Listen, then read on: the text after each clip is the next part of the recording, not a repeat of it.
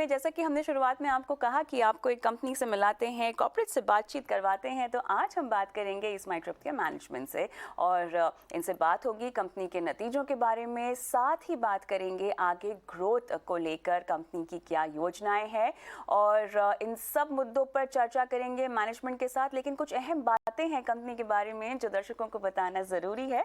2008 में कंपनी की शुरुआत हुई थी और भारत का सबसे बड़ा ऑनलाइन ट्रैवल प्लेटफॉर्म है ये और 400 से ज़्यादा डोमेस्टिक और इंटरनेशनल एयरलाइंस तक पहुंच अपनी बनाई हुई है इसने।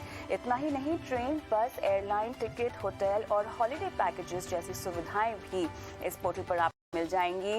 भारत के अलावा Singapore, Thailand, Philippines, UAE, UK और यूएसए में कार्यालय इनका मौजूद है। तो चलिए, हमारे साथ जुड़ गए हैं अब प्रशांत पिट्टी, को फाउंडर स्मार्ट ट्रिप। स्वागत है प्रशांत आपका हमारी इस बेहद खास पेशकश में, जहां पर नतीजों से तो बात होगी लेकिन उसके साथ साथ आने वाली तिमाहियां और ट्रेंड ट्रैवल को लेकर क्या कह रहा है, इस पर भी हम विस्तार से बात करेंगे। तो सबसे पहला सवाल तो नतीजों पर ही होगा। देखिए, आपका जो पोर्टल है, आपकी जो कंपनी है, वो बहुत सारे न्यू एज स्टार्टअप्स की अगर हम बात करें, न्यू एज टेक स्टार्टअप्स की बात करें, तो उसमें से चुनिंदा कंपनियां जो प्रॉफिट में हैं उनमें से आप भी हैं। लेकिन अब की बार के जो नतीजे आए हैं वो तमाम फ्रंट्स पे अगर मैं समझना चाहूँ, कंसोलिडेटेड प्रॉफिट या revenue year on year and quarter on quarter, कैसे देखते हैं आप उन्हें?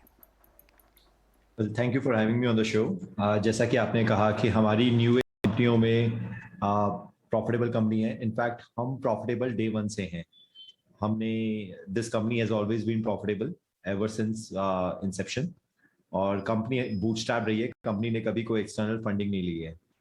तो हमारी जो कंपनी है, इसका अगर आप देखेंगे ओवरऑल जो बिजनेस है वो इस पर्टिकुलर क्वार्टर काफी अच्छा खासा जंप आया है और उसका बेसिकली मेन रीजन है हमारे मार्केटिंग फोकसेस के ऊपर। हमने काफी अच्छे मार्केटिंग फोकस किए और उसकी वजह से वन टाइम मार्केटिंग एक्सपेंसेस भी आए हैं, जिसकी वजह से आपको मार्जिन थोड़ा कम होता दिख रहा है। लगभग 13 से 15 करोड़ का हमने टोटल खर्चा किया मार्केटिंग, न्यू मार्केटिंग इनिशिएटिव। जैसे हम एशिया कप के अंदर को स्पॉन्सर्स थे, फिर हमने रोड सेफ्टी इनिशिएटिव वाले क्रिकेट मैचेस के अंदर भी हमने स्पॉन्सरशिप करी थी और फिर हमने सिमा अवार्ड्स के अंदर भी स्पॉन्सरशिप करी थी, जिसकी वजह से ओवरऑल आप जो हमारा प्रॉफिट है जो 13 से 15 करोड़ रुपए एक्स्ट्रा आना चाहिए था वो कम आया था। बट उस मार्केटिंग इनिशिएटिव की वजह से भी हमारे बिजनेस में काफी उछाल आया है। हमारा बिजनेस लगभग 20% बढ़ा है क्वार्टर ऑन क्वार्टर, जबकि हमारे कॉम्पिटिटर्स का बिजनेस प्रीटी मच सेम रहा है या थोड़ा गिरा ही है। क्वार्टर ऑन क्वार्टर देखेंगे, ईयर ऑन ईयर देखेंगे तो बिजनेस ऑलमोस्ट डबल हो गया था।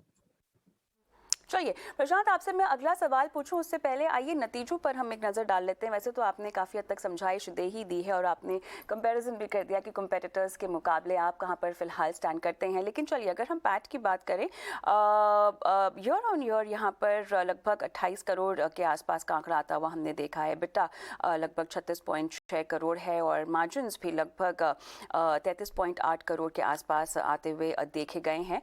और कंसोलिडेटेड अर्निंग्स में रेवेन्यू अगर ऑपरेशन से हम देखें तो लगभग 108.4 करोड़ के आसपास ये आंकड़ा ईयर ऑन ईयर आता हुआ दिखाई दे रहा है। चलिए आगे बढ़ते हैं और थोड़ा सा मुझे ट्रेंड के बारे में आपसे जानना है। नतीजों पर और आने वाली तिमाहियों का भी जो ट्रेंड है आपसे लेंगे इन terms of numbers and percentage. लेकिन प्रशांत, ये बताएं कि अब तक अगर हम ट्रैवल की करें तो बहुत ही रिवेंज ट्रैवलिंग की कहानियां सुन रहे थे, स्टेकेशन हो रहा था, वर्क फ्रॉम होम के चलते लोग अलग अलग जगहों पर जाकर काम कर रहे थे, उनको फ्लेक्सिबिलिटी मिल रही थी। लेकिन अब वो सब नहीं हो रहा है, चीज़ें बैक टू नॉर्मल आ रही हैं, बैक टू रूटीन आ रही हैं। अब ये बताएं, आने वाली तिमाहियों में क्या अब स्लो डाउन आपको आता हुआ दिखाई देगा? क्योंकि कहीं ना कहीं पूरा त्योहारी सीजन प्रशांत हमने देखा है कि दमदार डिमांड रही है कंजम्पशन को लेकर। आप कहिए घूमना फिरना खाना पीना लोगों ने खूब किया है, ठीक है, उसको रिवेंज ट्रैवलिंग कहिए, रिवेंज शॉपिंग कहिए, या 2 साल लोगों ने जमकर एंजॉय नहीं किया ये कहिए। लेकिन अब कहीं ना कहीं क्योंकि महंगाई तो जस की तस बनी हुई है, वो परेशान करेगी आने वाले वक्त में, ऐसा रिपोर्ट्स कहती है, आशंका जताई जा रही है, संभावना है।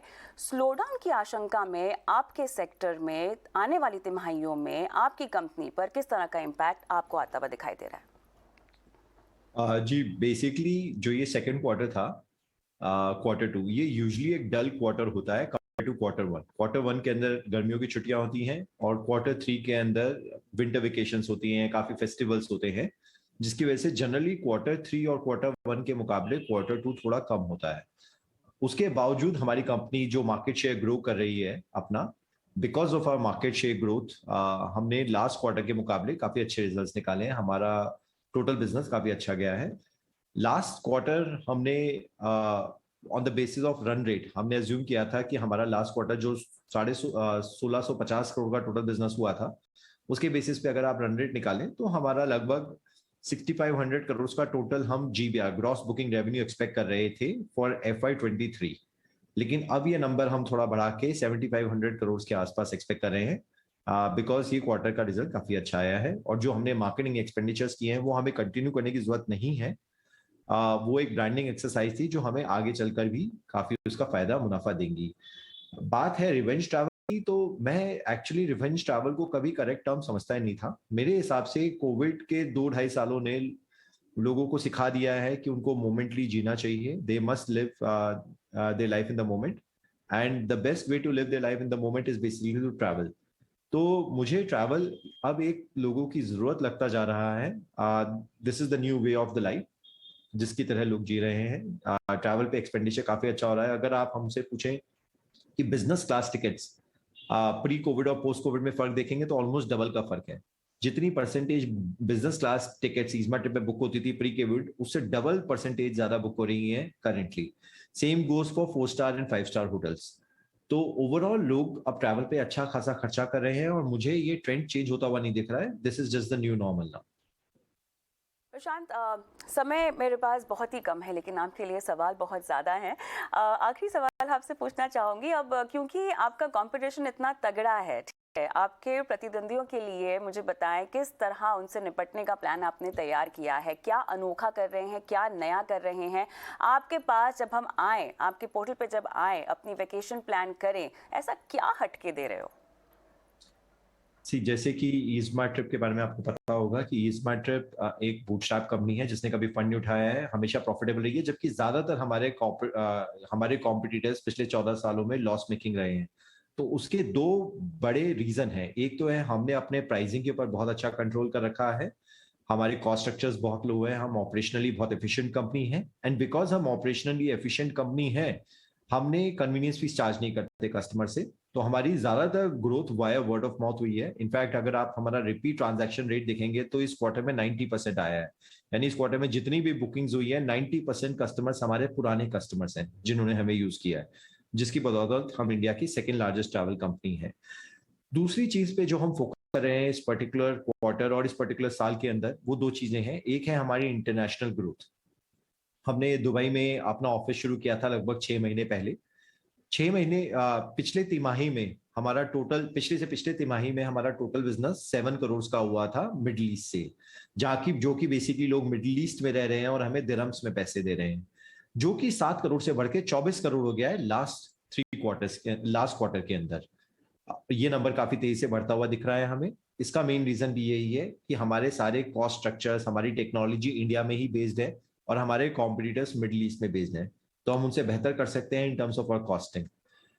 तीसरा चीज जो हमारा फोकस है वो हमारा एक्विजिशन के ऊपर है। एट ईजमा ट्रिप हम कंपनीज एक्वायर कर रहे हैं जो प्रॉफिटेबल हैं, ग्रोइंग कंपनीज हैं, और हमारे पास में जैसे लगभग 10 से 12 लाख लोग यूजर डेली हमारी वेबसाइट और हमारी ऐप पे विजिट करते हैं। हम इन नई कंपनीज को जो हम एक्वायर कर रहे हैं इनको अच्छा खासा कस्टमर बेस दे सकते हैं और इनकी ग्रोथ में मदद कर सकते हैं। चलिए प्रशांत, बहुत बहुत धन्यवाद, समय निकाला, इतनी बारीकी से आपने तमाम मुद्दों पर हमारे साथ आज चर्चा की। तो कॉर्पोरेट कनेक्शन में आज ईस्ट माई ट्रिप के मैनेजमेंट से हमने बात की है, लेकिन चलिए अब हमारे साथ जुड़ गए हैं Ravi Singh, head of research share India. Ravi, स्वागत है आपका, और बताएं ईस्ट माई ट्रिप को लेकर आपका कॉल, आपकी एनालिसिस क्या कहती है? देखिए, फाइनेंशियल्स यहाँ पर अच्छे हैं और ग्रोथ के प्रोस्पेक्ट से देखा जाए तो अगला क्वार्टर ज्यादा प्रॉफिटेबल हो सकता है। जुलाई अगस्त सितंबर में थोड़ा सा एक हिट जरूर मिलता है, तो ओवरऑल टारगेट के पॉइंट ऑफ व्यू से देखा जाए तो स्टॉक वापस से अपने पुराने हाई को टच कर सकता है। तो यानी कि 470-480 के लेवल जल्द अचीव होते हुए नजर आ सकते हैं, और जो विंटर सीजन है उसका काफी बेनिफिट आगे जो है वो मिलेगा। तो मुझे लगता है कि जो इन इन्वेस्टर के पास है उनको होल्ड करके रखना चाहिए। जो नया खरीदना चाहते हैं उनके लिए है कि 370 के स्टॉप लॉस से बाय करके चले, 480 रुपए का लक्ष्य आने वाले 6 महीने में देखने को मिलता है। रवि, बहुत बहुत धन्यवाद, समय निकाला और अपनी एनालिसिस बताए इस स्टॉक पर।